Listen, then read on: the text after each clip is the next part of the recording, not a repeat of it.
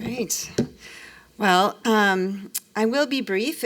I know it's the end of the day, and and the museum will close. And we've already heard what will happen then. Well, I'll have to stay overnight. So I'll just speak very briefly. And I would like to begin by thanking all of the moderators who are also some of the co-organizers of this conference, as well as our wonderful panelists today.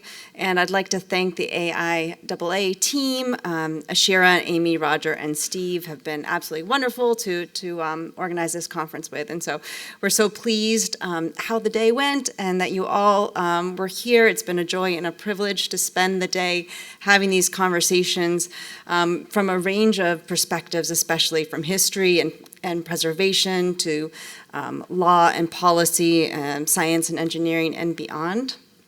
And I just wanted to mention, as the curator of the Apollo collection, I often get asked, for years I've been asked, if I could bring anything back from the moon, what would it be? And this question has always stumped me.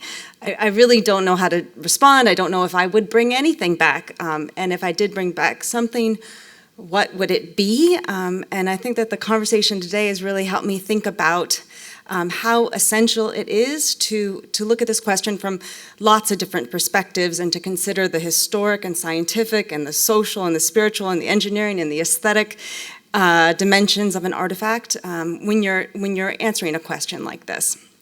So this is a preliminary conversation with the expectation that there'll be many more in the future. So we'd love to hear from you. I will not ask for your comments right now because we don't have quite enough time, but please let us know, especially answers to questions like, what are the next steps? What are the next things that we should do when it comes to outer space heritage? And as Matt said on the last panel, let's come up with a long-term positive future, especially with how we figure out what to do with outer space heritage. And we'd like to know, what are the challenges that need to be solved? A great deal of the focus today has been on the Apollo sites.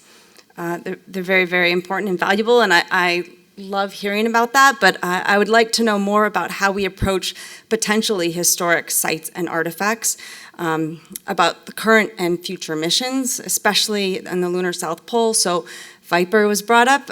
Will that be part of our outer space heritage? If so, why, and what are the implications for defining it as part of our heritage?